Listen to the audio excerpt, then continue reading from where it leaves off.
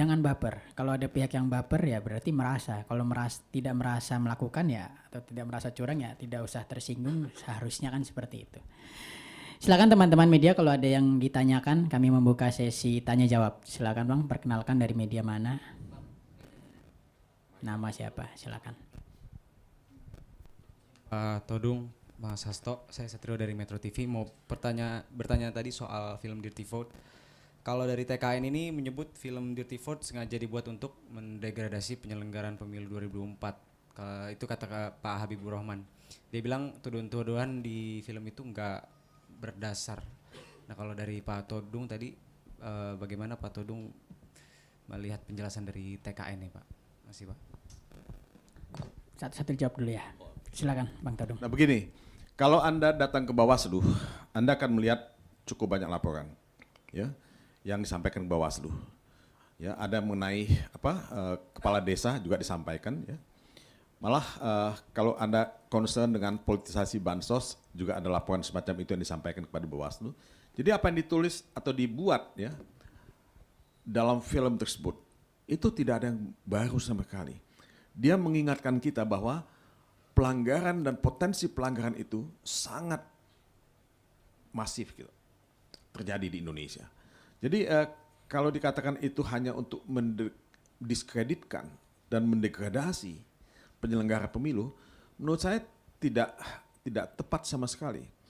Dengan segala respek saya harus mengatakan saya berbeda pendapat, ya, tidak setuju dengan apa yang dikatakan oleh Saudara Habib, ya, karena itu tidak mencerminkan apa yang dirasakan oleh publik, ya, apa yang dirasakan oleh masyarakat. Jadi kritik dan protes terhadap politisasi bansos itu kan sudah di mana-mana.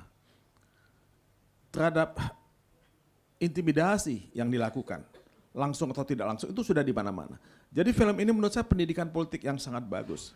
Jadi jangan baper lah, itu aja yang saya mau bilang. Dan jangan ya sedikit-sedikit melapor ke kepolisian. Ini kan tidak sehat buat kita sebagai bangsa. Ya. Tidak mendidik buat kita sebagai bangsa. Jadi ya mari kita dewasa, karena kita sudah cukup lama berdemokrasi, dan jangan kita membuat setback ya, dalam demokrasi kita.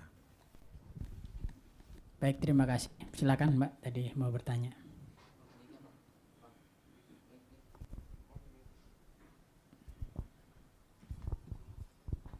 Tes, oke. Perkenalkan, saya Anissa Pak dari Detikom. Kepada Pak Hasto, saya ingin bertanya masih soal Dirty Vote, film itu.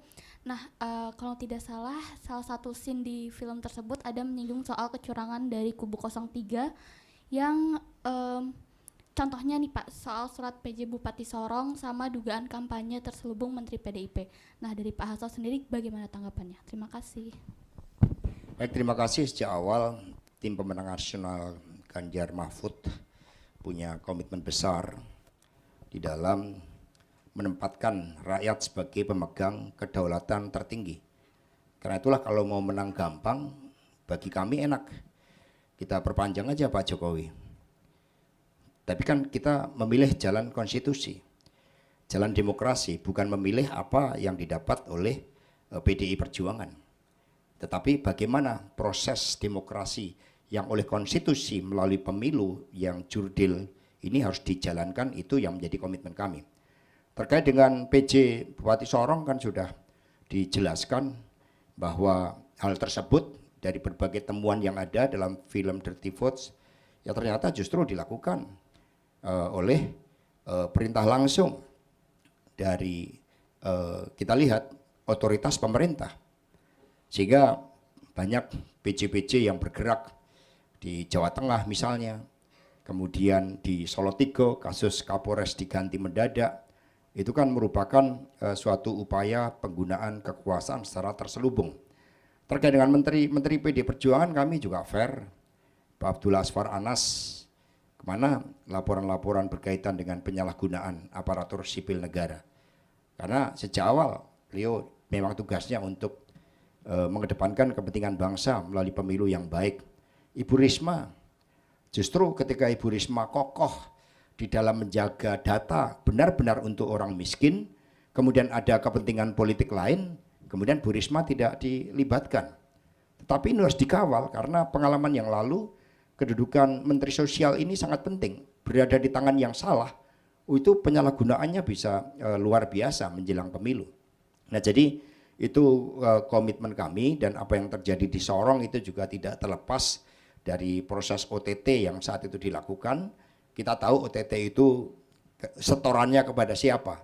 Itu yang jelas bukan untuk 03. Ya, 03 ini pergerakannya di tengah rakyat tanpa manipulasi, karena kami yakin pada jalan kebenaran itu. Maka 3 hari ke depan kami meyakini setelah kampanye akbar di mana rakyat datang memberikan dukungan kepada Ganjar Mahfud, akan terjadi perubahan psikologis, termasuk mereka-mereka yang sebelumnya mau melakukan intimidasi jadi ragu-ragu. Maka tadi kami tekankan, ini saatnya untuk TNI, Polri jangan disalahgunakan oleh oknum-oknum tertentu yang melanggar konstitusi dan perintah undang-undang, karena TNI Polri itu harus netral. Baik, terima kasih Pak Hasto. Jawabannya sudah sangat lugas terkait pertanyaan masih di film Dirty Vote. Silakan, ada yang mau bertanya lagi? Kawan-kawan, silakan Mas. Ya, terima kasih kesempatannya. Saya Gita Irawan dari tribunnews.com. Mau tanya terkait dengan konsolidasi saksi tadi, Mas. Sejauh ini memang TPN itu sudah berapa banyak saksi yang disiapkan gitu untuk nanti mengawal pada saat hari pemungutan suara. Kemudian terkait dengan tadi sempat disinggung Bawaslu dan laporan dugaan kecurangan itu, sampai saat ini TPN itu sudah melaporkan berapa banyak gitu jumlah kasus-kasus yang dugaan kecurangan dilaporkan kepada Bawaslu. Kemudian apakah pemantauan terhadap dugaan kecurangan tersebut juga akan berlangsung sampai kapan gitu? Maksudnya apakah sampai di hari pemungutan suara TPS apa sampai setelahnya gitu? Demikian, terima kasih. Baik, saksi telah kami persiapkan secara sistematik. Ada sekurang-kurangnya 1,6 juta saksi lebih yang telah kami latih. Jadi di setiap TPS ada 2 saksi, 1 saksi pileg, 1 pilpres. Di luar itu, di lingkaran kedua, itu juga ada saksi dari partai politik pengusung Ganjar Mahfud dan juga para relawan.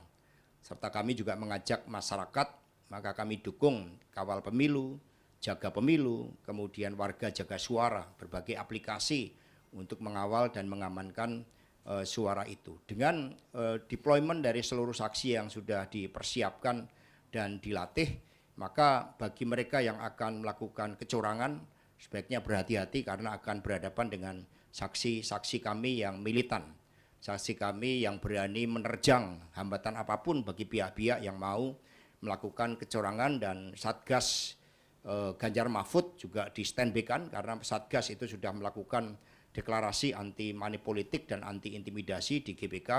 Mereka akan mengawal para saksi kami, dan kemudian berbagai potensi-potensi kecurangan juga sudah kami simulasikan. Crucial time-nya misalnya jam 12 ya, ketika ada pemilih yang tidak terdaftar dalam DPT tapi memiliki KTP, itu mereka berhak datang, kemudian dengan surat keterangan. Maka manajemen surat suara ini harus dilakukan dengan sebaik-baiknya agar tidak disalahgunakan.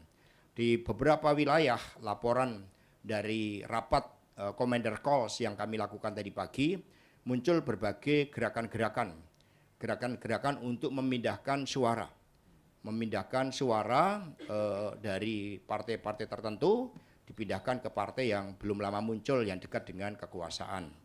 Nah, ini yang kemudian juga harus diwaspadai, karena mintanya tidak main-main dengan menekan para kepala desa oleh aparatur oknum-oknum dari Polri kalau di Jawa, kalau di luar Jawa ada oknum-oknum dari TNI untuk memberikan suara per desa itu 200-300 ya kepada PSI. Nah, ini laporan yang bisa dipertanggungjawabkan karena kami ada sumbernya, kemudian ada yang mencatat, dan kemudian ini sebagai hal yang kita waspadai bersama. Jadi di luar saksi, kami juga Badan Bantuan Hukum siap memberikan advokasi dan juga perlindungan bagi mereka-mereka seluruh masyarakat Indonesia yang nantinya menyuarakan gerakan anti intimidasi dan anti politik uang itu. Jadi jangan takut membela suara rakyat karena suara rakyat adalah suara Tuhan.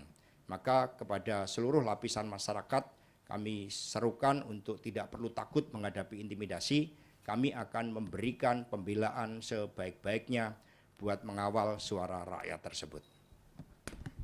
Baik,